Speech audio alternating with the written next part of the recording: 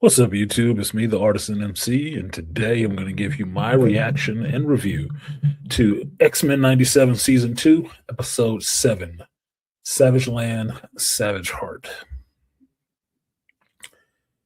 The last part is funny of the title because if you saw the episode, you know how it kind of ends. It kind of ends with somebody getting their chest blown out, which I don't really like because I like that character. And I saw something in this episode that just now was formulating, but really making me think is that this was not fully a Bo DeMayo episode. This was, in fact, I think it was Brad or whoever it was that put their name above him in the written by episode who did this monstrosity of an episode. I will say that the episode lacked in some animation style. It changed up and it got crappy at some different spots. We had some feminism on display where Bishop can be nothing but weak the whole episode and cannot think of a military plan that the high school dropout needs to think of for him. Not feeling that. They brought in a very powerful character. One of the Quiet Council in the Krakoa era. And they killed him with a gunshot. That wouldn't do it. So let's just say this one starts off with a flashback to Genosha and the battle that was going on in Genosha and wanting you to remember it and see it from a different perspective. And from the perspective you saw a couple of other mutants there that were standing up to fight the large Sentinel, right? Two of these heroes were Colossus and his sister Ilyana, or Magic. Now, I like Magic. I like Colossus. I like Ilyana a little bit more because she can teleport, has her soul sword, goes into her demonic form, has been the queen of her version of a hell. So I'm fine with her. It's a good character. Well, the character gets killed by that Sentinel. I'm forgetting what the name of the Sentinel is. I don't want to call it the Omega Sentinel because it was called something else. But she gets killed because she just stands there. She gets the damn thing's attention, and then she just stands there long enough to look back at her brother with a smile and then get killed by the beam. Now that is stupid. It's just dumb. And it doesn't hold any weight when not 2 seconds ago we were introduced to this character. And in the third second, the character is getting killed or putting themselves in a position to be killed and then gets killed. And now I'm supposed to give a damn when her brother comes up crying over her body because she's dead. Nobody cares. There's nothing to care about. You haven't developed it any. There is no connection to Ilyana. Because if I'm watching this as somebody who doesn't know the two characters at all, okay, she got killed. What difference does that make? A bunch of mutants got killed that day. It was dumb. It was cheap. Cheap. Wasted. Wasted, wasted, wasted. Now, from this, you get into the role of Colossus's story. And his grief, supposedly, his grief over losing his sister. Now, in the comics, Colossus did lose his sister, but I don't remember it being like that at all. But it is something he loves his baby sister. Say nothing about his older brother, but he loves his baby sister. It is what it is. Now, in a different part of this story, we are reintroduced to the Friends of Humanity, and we get the introduction of what I would consider the Trump analogy in the X-Men 97 show, which we didn't need. Didn't need it at all. I was not looking for that here. I'm not happy that I saw it. And what you have is a bigot announcing his candidacy for president. And the bigot is Graydon Creed. Now, when we last saw Graydon Creed in the original series, he wasn't running for president.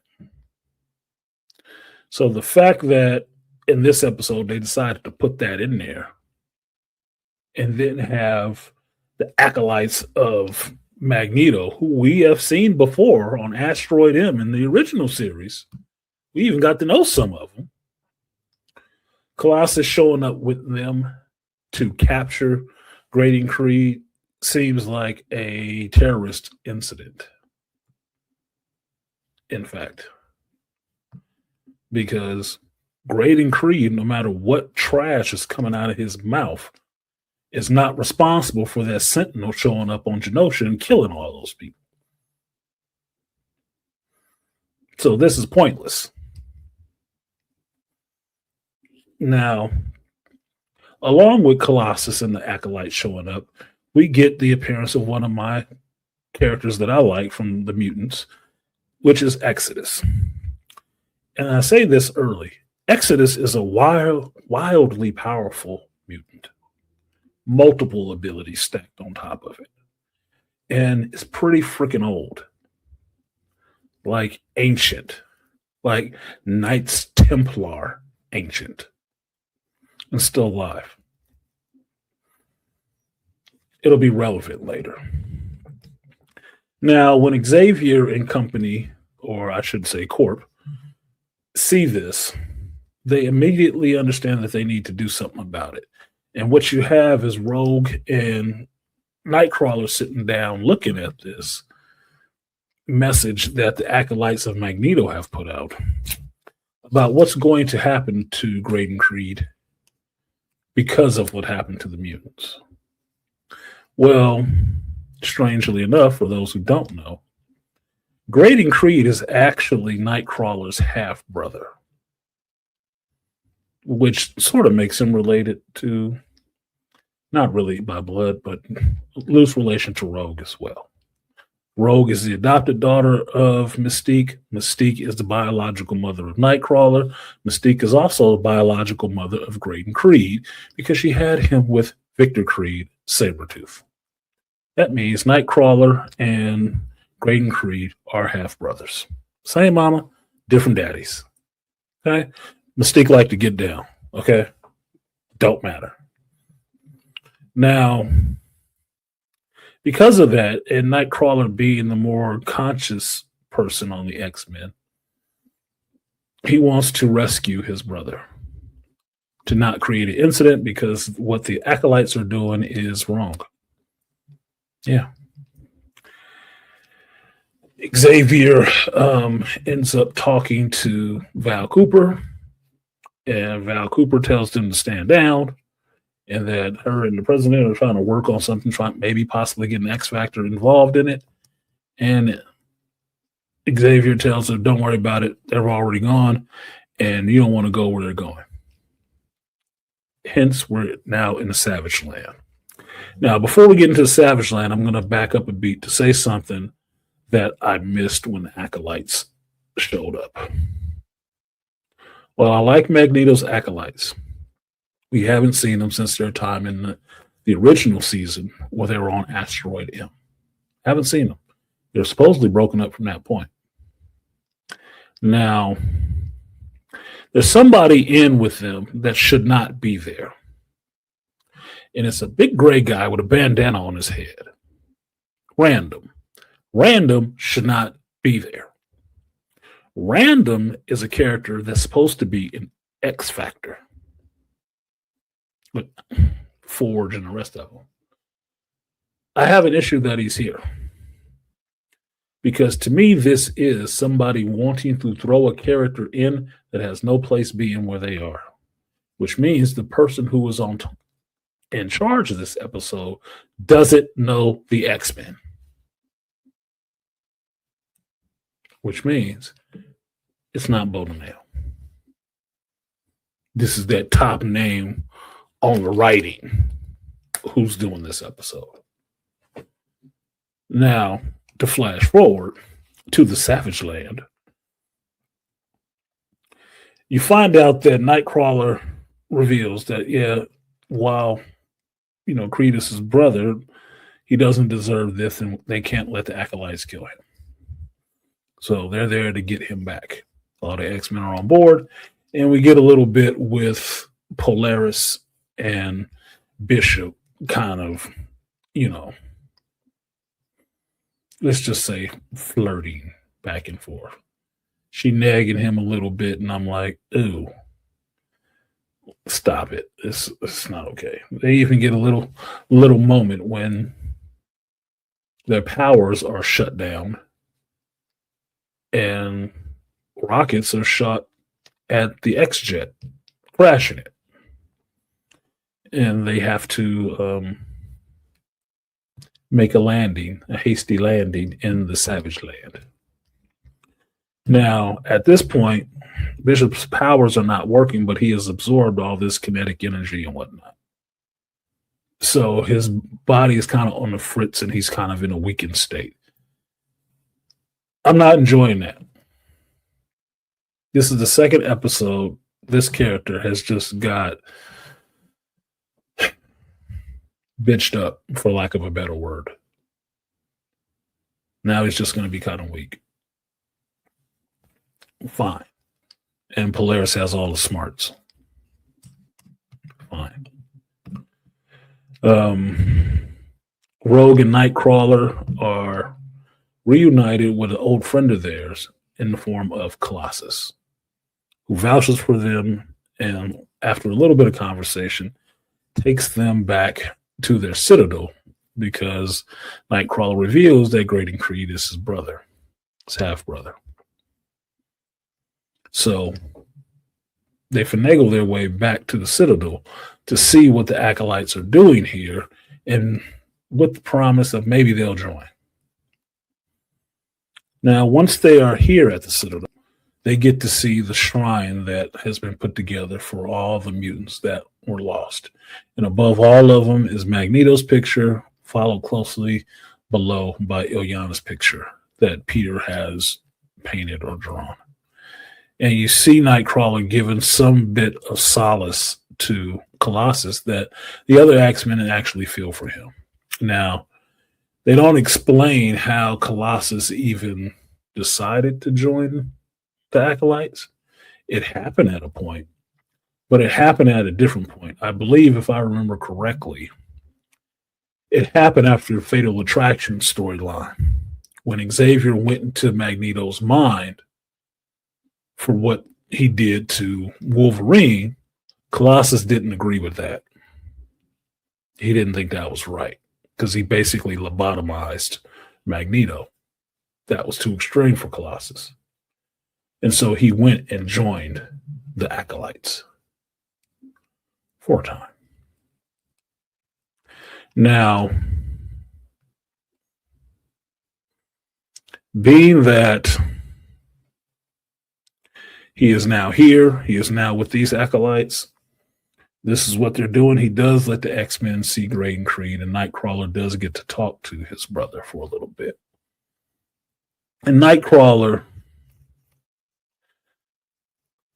kind of finagles a trial out of Exodus to try to not barter, but argue for the life of his half-brother. Exodus agrees with some stipulations, and they go on and have this mock trial in the Savage Land, where Exodus is the prosecution and Nightcrawler is the defense for Graydon Creed. Now, what you get out of this, outside of the pseudo-court drama, is a smattering of characters thrown in all over the place. Now, it's kind of a who's who of Acolytes if you know all of these characters, and even I was forgetting some of their names because they're minor characters in some senses. The ones that weren't minor characters like Amelia Volt, Cargill, Fabian Cortez, they're just in the background. They're just stuck in there, just like random, just stuck in there. This part is bothering me because the animation looks kind of shitty, and these characters are just put in to put somebody in the scene. The animation is actually kind of sloppy because you can see characters aren't really moving. It's just one piece of them moving. They move really wooden, not like the regular animation. So apparently quality is down already.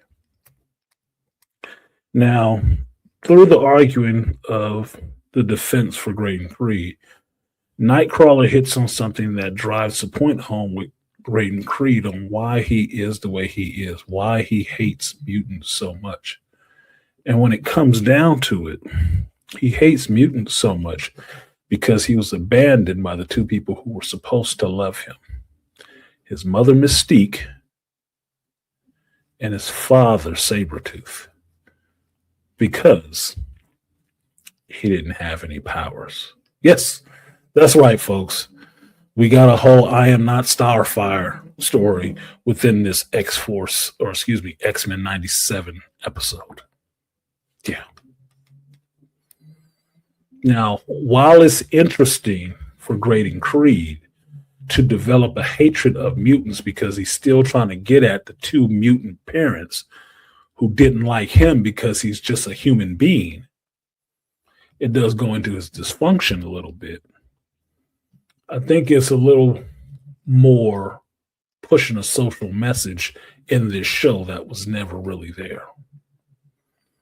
And more so about the failure of parents. To me.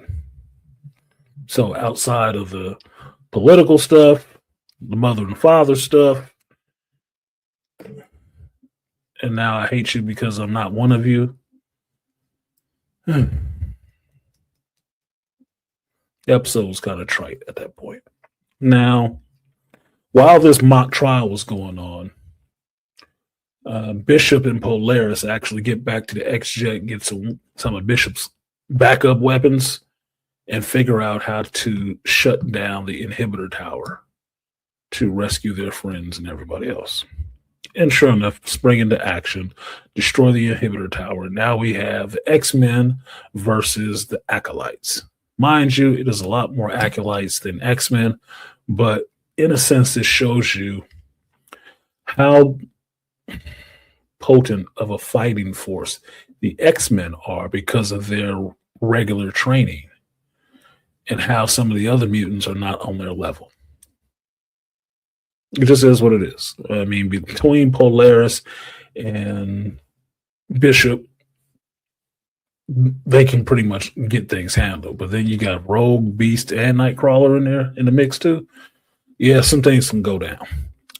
Now, Nightcrawler is kind of preoccupied because Nightcrawler ends up in a sword duel with Exodus, which I didn't think about at the time would actually look pretty cool because when Nightcrawler's teleporting, he can hit you from all kinds of angles, especially with a blade. In his prehensile tail, he got 3 blades he can come at you with. But Exodus can also teleport outside of flying. He can also teleport. So the fight between the two of them looked like a Jedi sword fight where people are teleporting and moving all over the place and able to follow each other while they're teleporting, which nobody can explain that yet, since you don't know where you're going and where the other person is going. But it still looks kind of cool. Well, through the fight, Nightcrawler gets the better of Exodus and wants him to yield. And Exodus doesn't. And before anybody else can say anything, Exodus gets shot in the back and is on the ground, supposedly dead. Now, while it was surprising,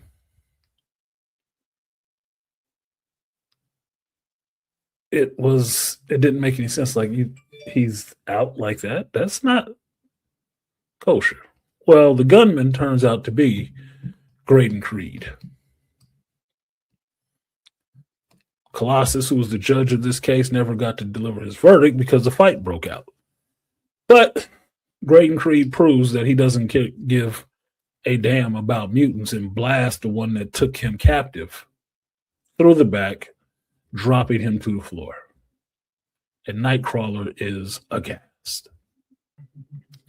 Graydon Creed grabs Nightcrawler, puts the gun to his head, and tells him to get him out of there. And then Nightcrawler teleports them away. Now, the place they end up is snowy, but they're in Antarctica in the Savage Land. So snow is not that far away. How far away, we don't know. And whoever made the scene does not know that Nightcrawler cannot go further than he can see. Because they just had him instantaneously transport from what would be pretty much the center of the Savage Land to just somewhere in the snow. Couldn't see that far. So he shouldn't be there. But they want their scene, so this is the scene they got. And in the snow, Nightcrawler's tail grows kind of exponentially enough to be able to stand across from Graydon Creed and choke him with his tail. Actually hold him up by his tail. It's not an elephant tusk. It's a tail. And give him kind of a conversation and say maybe it would be a mercy to kill him. You have Nightcrawler sitting there toying with that idea of killing his brother to spare other mutants. He doesn't. It's a priest. He just leaves his brother in the snow and teleports away. Now, even though he didn't kill his brother, since we have no idea where he is, it's just snowing and he's just in his suit, that is a death sentence. Because I don't think he was coming back for it. Now, we are immediately told in the show, exposition-wise, that X-Force found him in the snow and picked him up, and he is okay.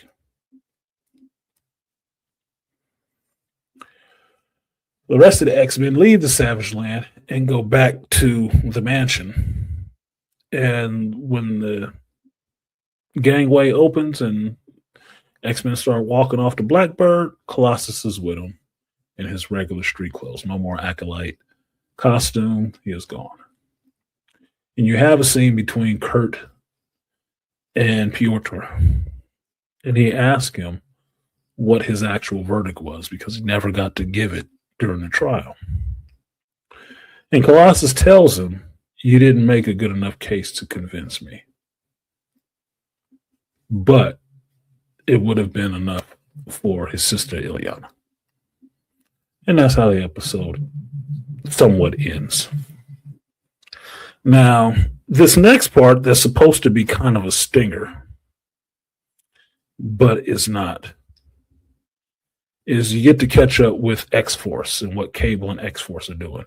And you see Cable and X-Force parachuting into Athens, Greece, where we just got last season's stinger of seeing Apocalypse there reanimating Gambit.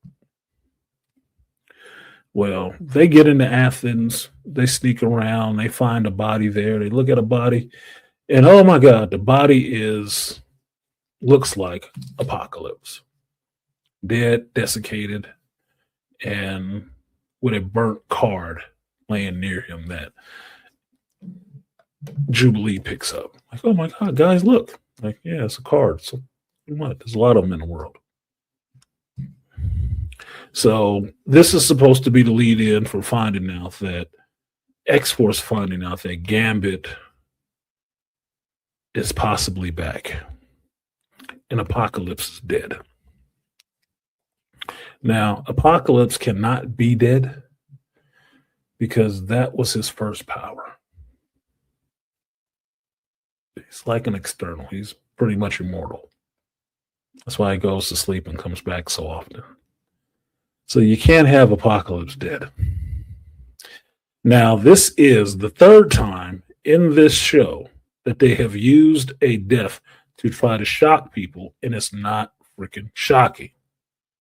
It's like they're trying to capitalize on something that was done, but like repeating monkeys, they only know how to show it to you again, but they don't know how to set it up to make it have any resonance. We got 3 deaths in this thing. None of them are shocking. Only one is surprising because it happened. It's like he shouldn't be dead either. I know dang well Apocalypse isn't dead. So what are we doing? Where is this going? Who knows? To me, it goes down as another filler episode. It does. It goes down as another filler episode. Like these last 3 episodes have been more so filler than thriller. I mean, aside from episode 5, that was kind of good, that did feel like filler, but it still had its own consistent story that was interesting. These last 2 have been speed runs through some other shit. They're just filler. And I'm really waiting to see where's the rest of the A material. Because we're rushing through this stuff so fast in one episode that it might have took some time to develop, and it wasn't actually done well here. And so as much as I like Exodus and Nightcrawler and some of the mutants featured in this one, this episode is not that damn good. I was not pulled in emotionally in any kind of way. I was not shocked when Ilyana got killed. I thought it was obvious. I said, well, okay, she's going to teleport away because she can. Well, by the time I got to the end of the episode, I understood why she had to die, because we got too many damn teleporters in this episode. Can't have all of them teleporting all over the place. Stupid. So, for me, episode 7, it was whatever. I seen it.